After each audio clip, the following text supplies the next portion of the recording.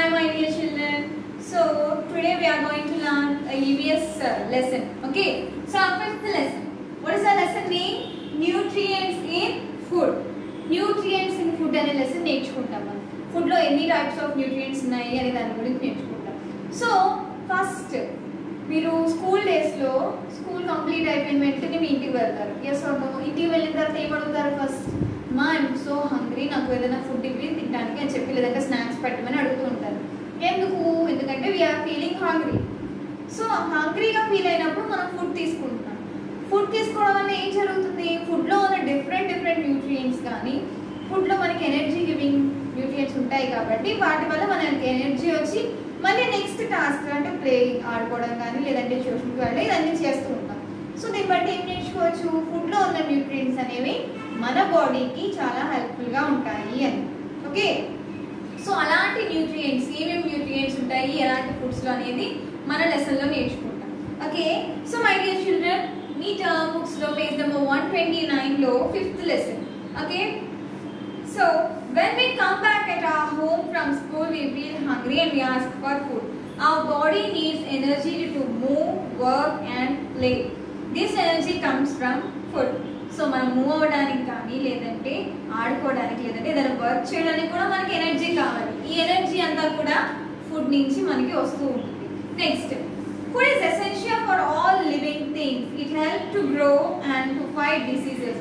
When we sleep or our body uses energy to keep internal organs like the heart, stomach, brain and lungs working. So not only human beings, so animals gani, plants gani, all the living things need food.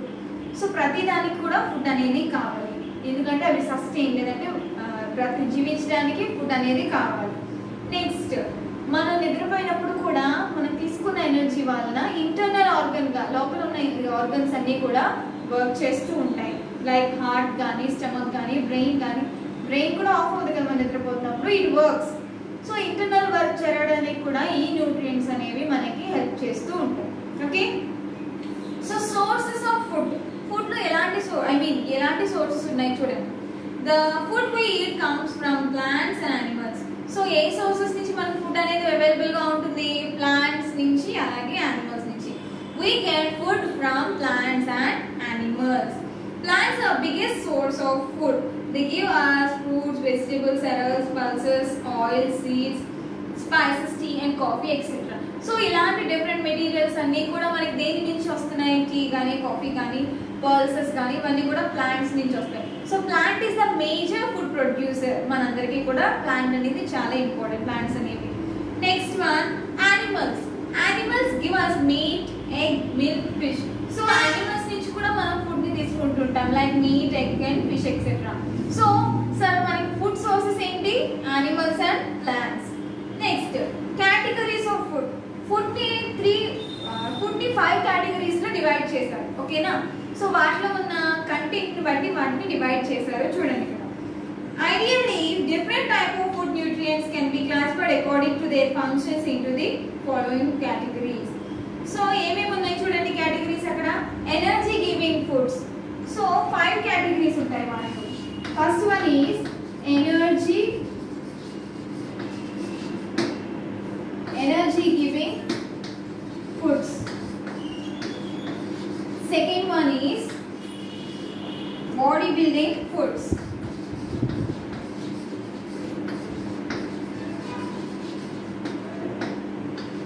Body building foods.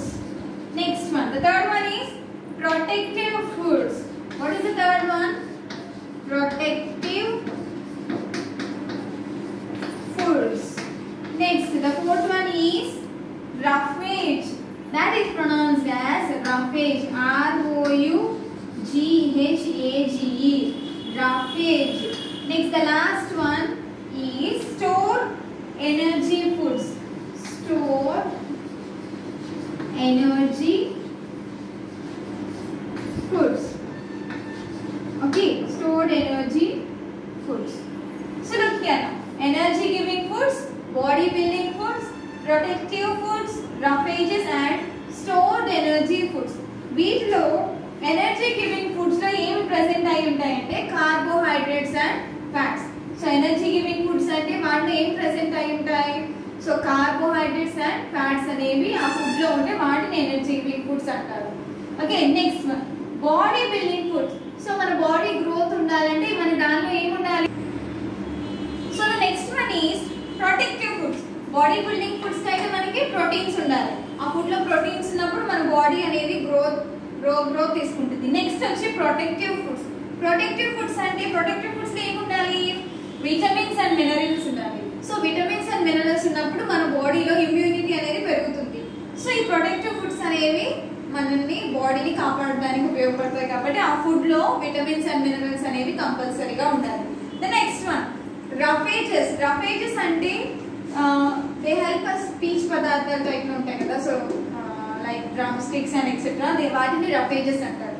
So మన bowl moments కరెక్ట్గా జరగడానికి roughages ని use చేస్తూ ఉంటారు. And store energy foods. So ఒక food item లో different energy giving items ఉంటాయి వీటితో పాటు, like fats. So fat content ఉన్న ఫుడ్స్ ని స్టోర్డ్ ఎనర్జీ ఫుడ్స్ అని కూడా అంటూ ఉంటారు. సో ఇవి different categories of foods. Okay, now we'll talk about nutrients. We eat a large variety of food items. There are 5 different components of a food called nutrients. So ఈ 5 components కూడా ఒక food item లో ఉన్నప్పుడు వాటిని together గా nutrients అంటారు. They are called nutrients. ఆ food ఏమంటారు? న్యూట్రియంషియల్ ఫుడ్స్ అని అంటూ ఉంటారు. సో న్యూట్రిషనల్ ఫుడ్స్ అని కూడా అంటూ ఉంటారు. Okay, next carbohydrates, fats, proteins, vitamins and minerals. These nutrients are needed for growth, maintenance and repairing of our body and energy production. So ఎప్పుడైతే మన బాడీలో ఫ్యాట్స్, ప్రోటీన్స్, ఈ న్యూట్రిషనల్ ప్రొడక్ట్స్ అనేవి present అయిన ఫుడ్ తీసుకుంటామో అవి మన బాడీకి ఎనర్జీని కానీ లేదంటే స్ట్రెంగ్త్ని కానీ లేదు మన బాడీకి ఏదైనా ఎఫెక్ట్ వచ్చినప్పుడు దాన్ని రికవర్ చేసే ఎనర్జీని కానీ ఇవన్నీ కూడా మన బాడీకి అందుతూ ఉంటాయి అన్నమాట మనం ఎప్పుడైతే న్యూట్రిషనల్ ఫుడ్ తీసుకుంటూ ఉంటామో. Next energy giving food. Energy giving foods అంటే కార్బోహైడ్రేట్స్ అండ్ ఫ్యాట్స్ గురించి మనం చూస్తాం అన్నమాట. So energy giving foods, carbohydrates are the primary source for energy for all our body functions. They are composed of sugar. Our body breaks down carbohydrates into glucose to give energy. So ఈ carbohydrates అనేవి మన బాడీలో అన్ని functions కి కూడా ఇవి కారణం అన్నమాట. ఈ కార్బోహైడ్రేట్స్ ఎలా చేంజ్ అవుతాయి?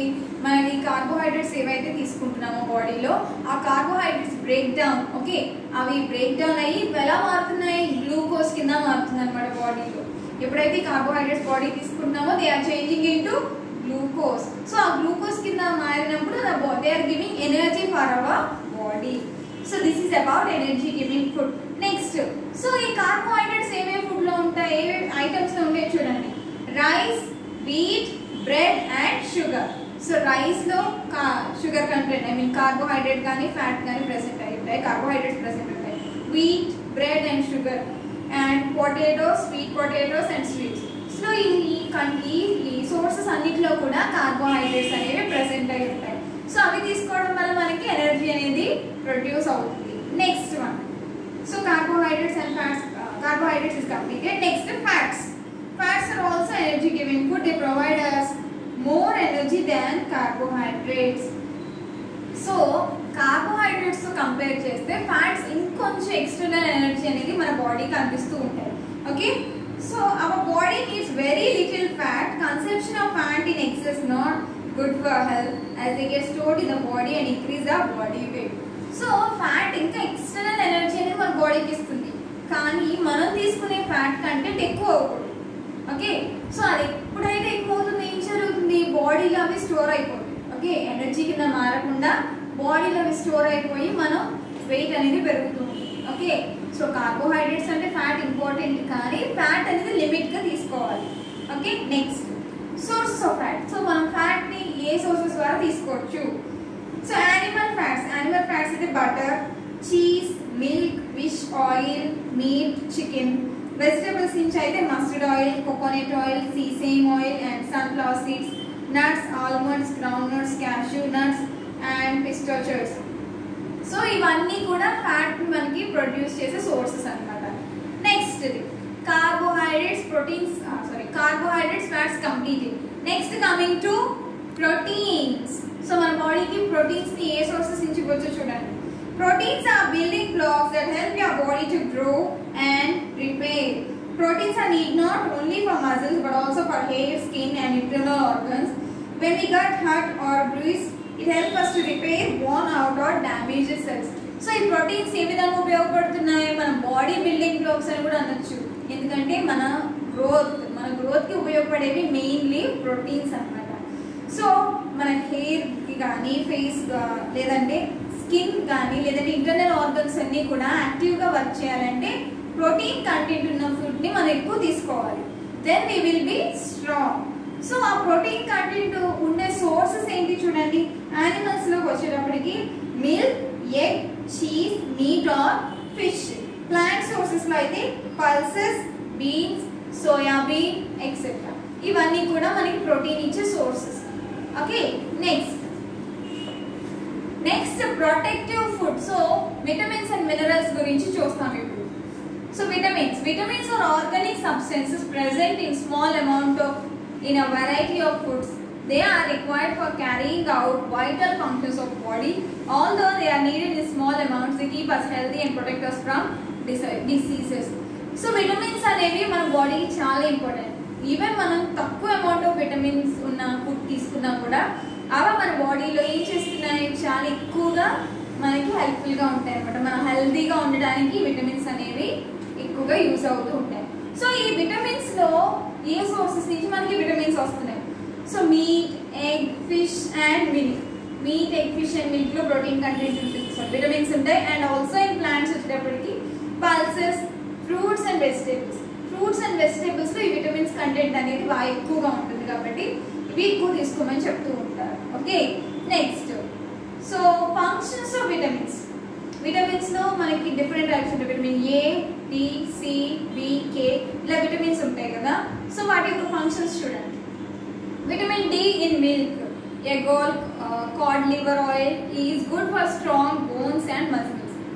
సో విటమిన్ డి అయితే మన మజిల్స్ లేదంటే బోన్స్ స్ట్రాంగ్గా ఉండడానికి విటమిన్ డి యూజ్ అవుతుంది.